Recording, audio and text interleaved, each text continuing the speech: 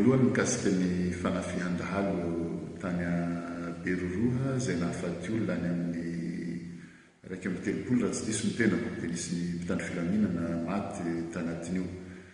Resaka asan-dahalo moa dia domainako tsara ary voafeho ary sahy miteny ny tenako fa zaho nanisany afaka hoe nampandry tany anankiray tsy misy tsony ny asan-dahalo.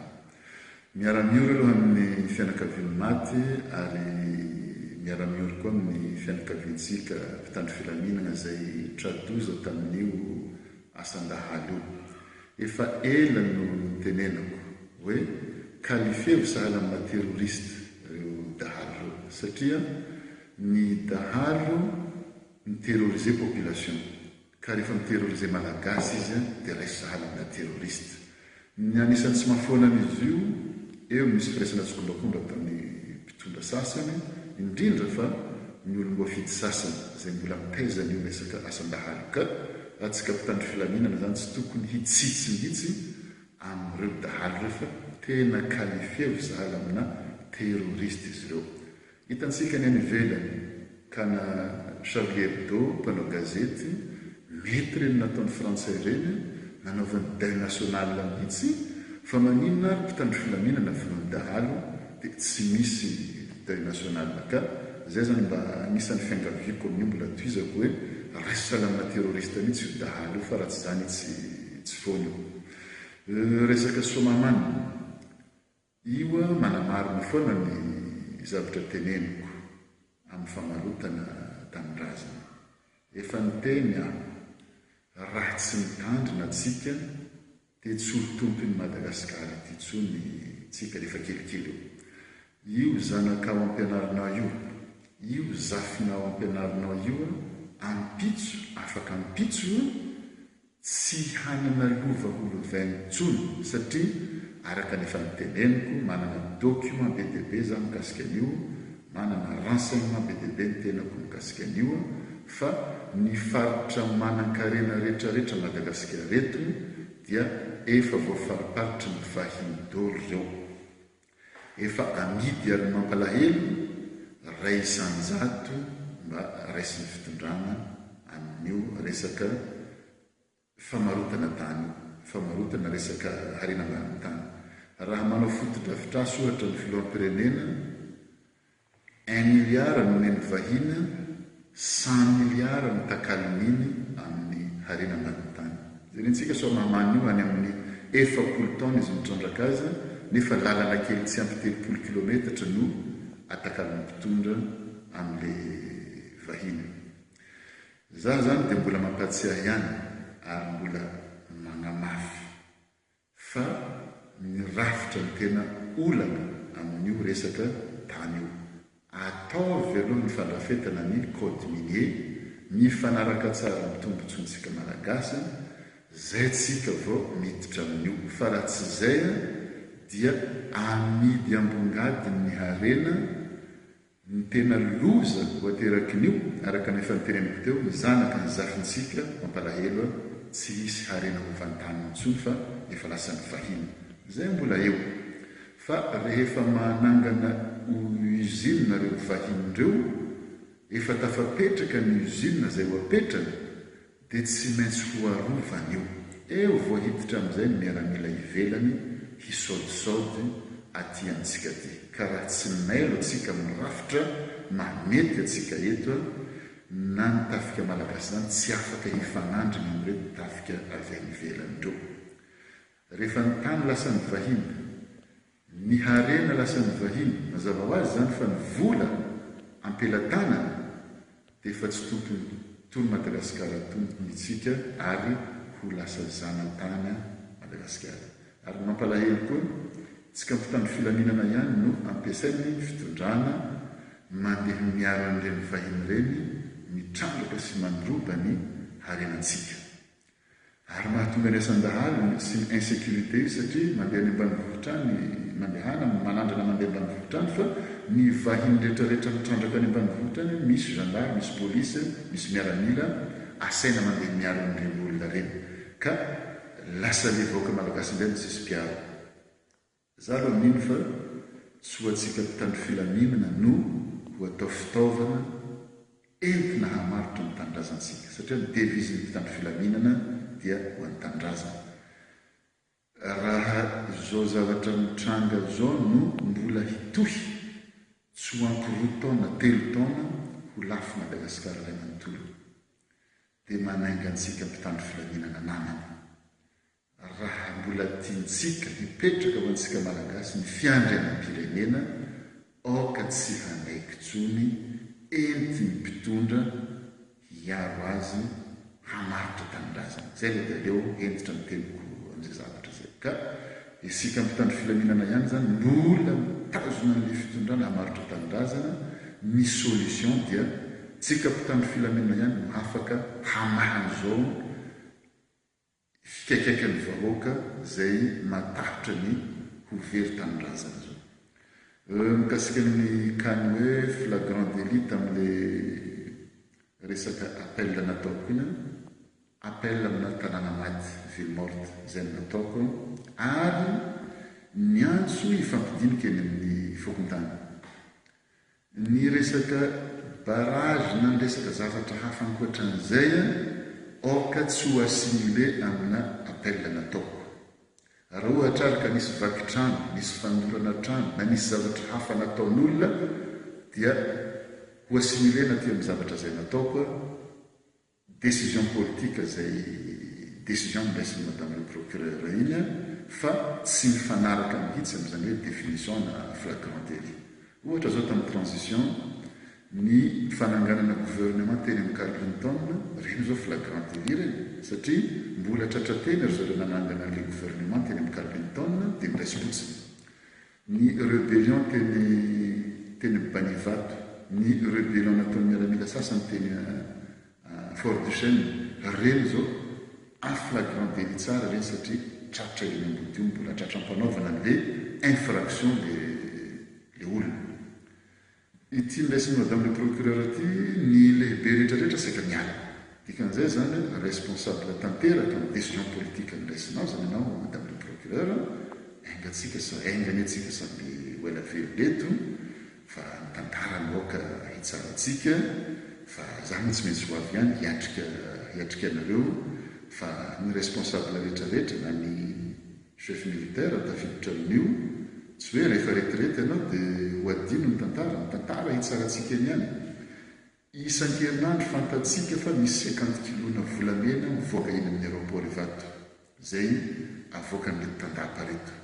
Raha tena manam-pahaizana atsika na afaka mandray décision marina atsika madame le procureur, tratraram-bodiomby reny fa tsy hoe tandapa izy dia tsy tratrarinareo nefa ny harem-pirenena avoaka isanandro bois de rose manina tsy tratrarinareo mbodiomby reny.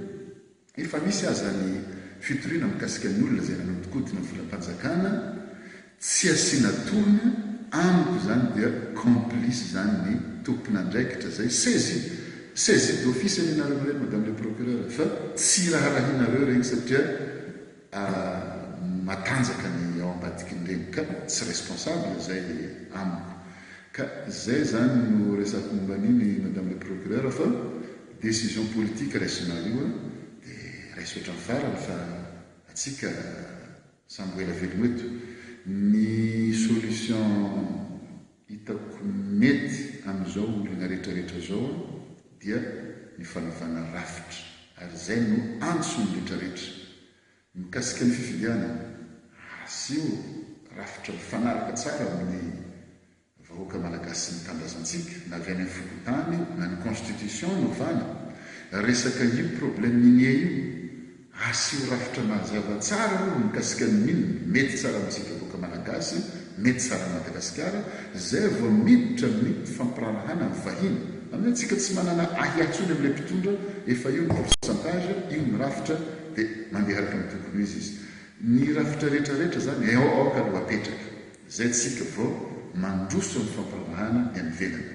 Ny mpitondra amin'izao fa manome ohatra ratsy efa tsy azo antenaina intsony amin'izany resaka fampirarahana zany. Ka miandro sahala amin'ny sanatrian'izany ve tsy misy olona manam-pahaizana eto Madagasikara, sanatrian'izany ve tsy misy olon-kely, tsy misy olon-lehibe ve eto Madagasikara mijery fotsiny amin'izao famarotana tanindrazana mitandra vera fanjanahana ny Madagasikara ny zavatra misy zao ka aoka tsika samby handray andraikitra fa matoky mino ny tenako fa misy olon-keny reto, misy olona manam-pahaizana eto na iza no ampitaritantsika an'le hoe iza ny mpandrafitra ny rafitra vaovao zay zany tena mety amintsika eto fa raha zao zavatra ataon'ny mpitondra amin'izao io efa eta anarchika araka ny teneniko olo anatin'ny fianakaviana kely zay ataoko fa tsy manam-pahaizana hitondra tanindrazana akory no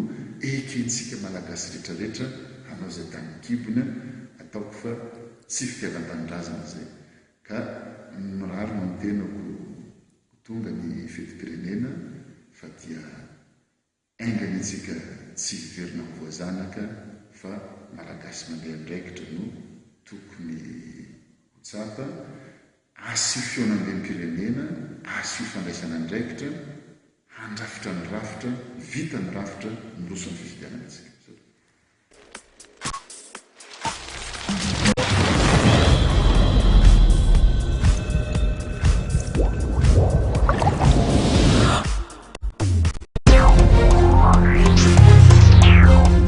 Sénateur Lille sans René, mandat d'arrêt confirmé. La chasse à l'homme pour débusquer le sénateur Lille sans René de son trou a commencé.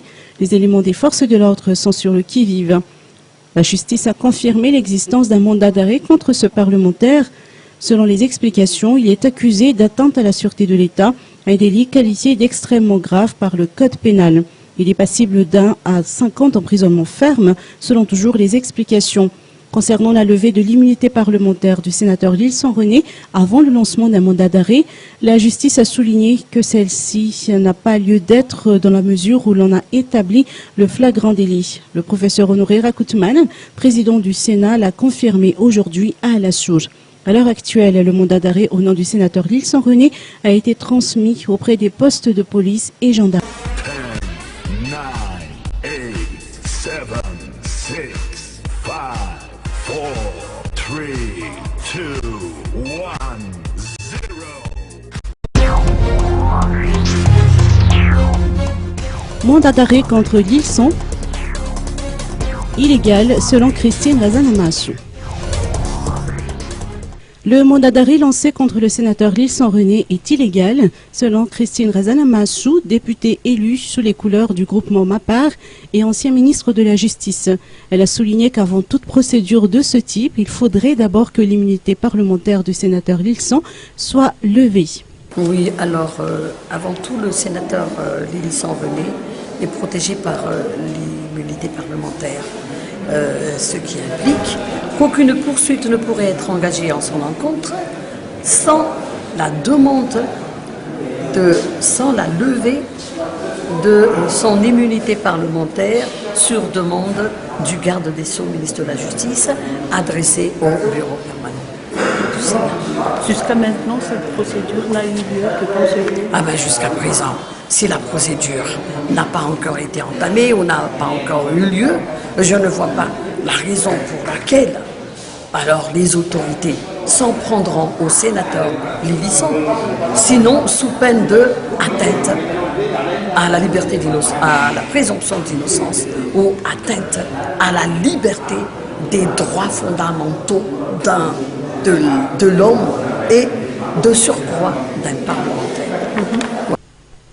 Le bureau permanent du Sénat a le droit et le devoir de défendre les membres de cette institution, a poursuivi le député Christine Razanamassou.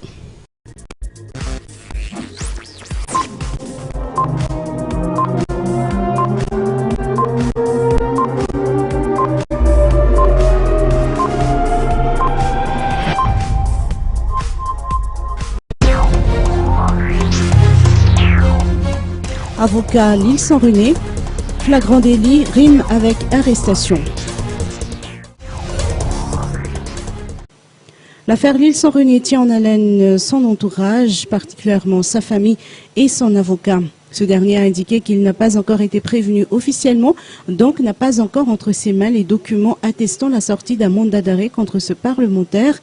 Selon maître Sylvestre Razaf Maïef, il a appris la nouvelle par voie de presse, exactement comme le reste de la population. Aucune action n'a été effectuée auprès du Sénat concernant la levée de l'immunité. L'avocat a pris note des informations selon lesquelles aucune procédure spéciale ne devrait être observée concernant cette immunité puisqu'il y a eu flagrant délit. Il a toutefois indiqué que dans ce cas, le sénateur Lilson René aurait dû être arrêté au moment des faits. L'avocat du parlementaire persiste et signe, le mandat d'arrêt est illégal.